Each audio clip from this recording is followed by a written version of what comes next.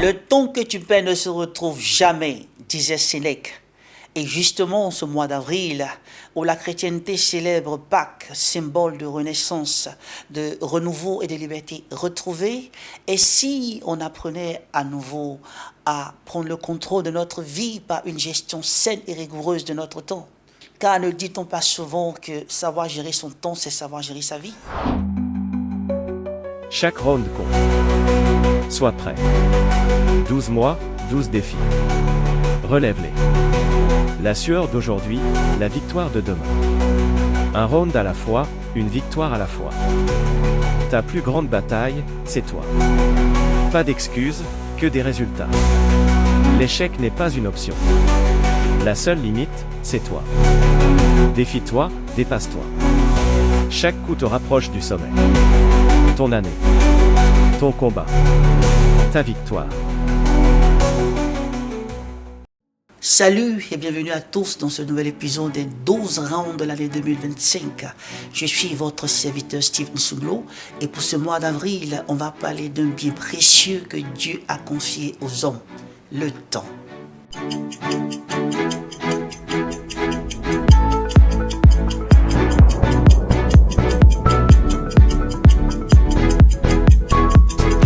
Saviez-vous que 80% des résultats viennent de seulement 20% de nos efforts?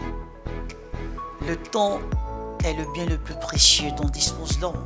Et pourtant, c'est celui qu'on gaspille le plus facilement. Entre les notifications incessantes, les tâches qui s'accumulent et l'impression de toujours courir après la montre, on finit par se sentir dépassé. Mais bonne nouvelle, on peut tout changer.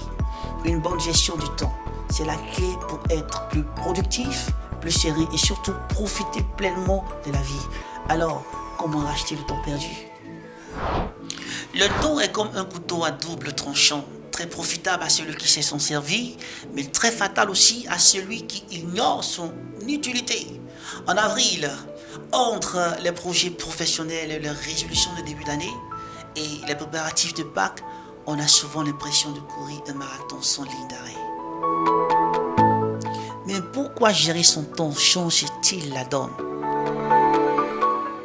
Le temps est comme un couteau à double tranchant, très profitable à celui qui sait s'en servir et très fatal à celui qui ignore son utilité. En avril, entre les projets professionnels, les résolutions de début d'année et les préparatifs de Pâques, on a souvent l'impression de courir un marathon sans ligne d'arrêt.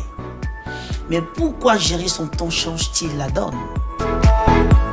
Bien évidemment parce que chaque minute bien investie crée de l'espace pour vos passions, votre famille ou même pour un loisir sans culpabilité. Alors passons à l'action. Voici comment faire de votre temps un allié et pas un ennemi. Première étape, l'audit. Prenez une journée et notez tout ce que vous faites. Travail, loisirs, distractions. Vous serez surpris de voir combien de temps est perdu dans des activités inutiles. Moi, par exemple, j'ai découvert que je perdais 5 heures par jour à scroller les mêmes chats. Solution. Une fois que le constat fait, il faut apprendre à prioriser. Et pour ça, la matrice d'Eisenhower est votre meilleur allié. Deuxième étape, la matrice d'Eisenhower. Alors, quand on parle de matrice d'Eisenhower, qu'est-ce qu'il faut savoir exactement? La chose qu'il faut savoir, c'est prioriser pour avancer. Organisez votre emploi du temps journalier et surtout vos différentes tâches selon cet ordre. 1. Urgent et important. On agit immédiatement. 2. Important mais pas urgent. On planifie. 3. Urgent mais pas important.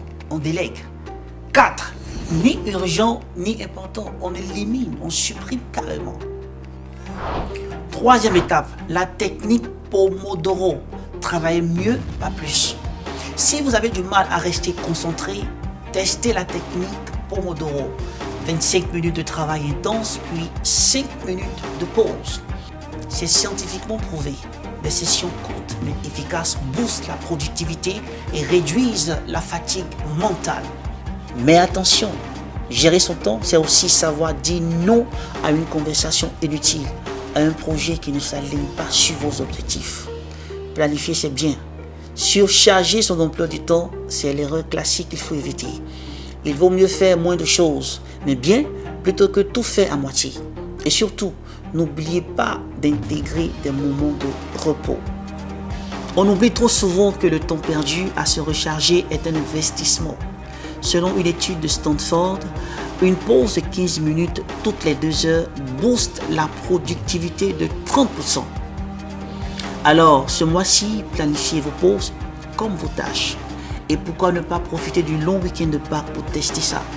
Une randonnée en famille, un repas en famille ou un moment de méditation. Le temps, c'est aussi des souvenirs qui restent. Récapitulons. Auditez, priorisez avec la matrice d'Eisenhower, découpez en pomodoro et osez déléguer. N'oubliez surtout pas. Pâques, c'est l'occasion de renaître. Alors renaissez à une vie où vous choisissez où va votre temps. Votre défi d'avril, identifiez une tâche à éliminer dès aujourd'hui et partagez-la en commentaire. Si vous avez aimé, likez, partagez à un ami qui mérite plus qu'une minute de temps et abonnez-vous pour le 5e round. D'ici là, prenez le temps de savourer l'essentiel.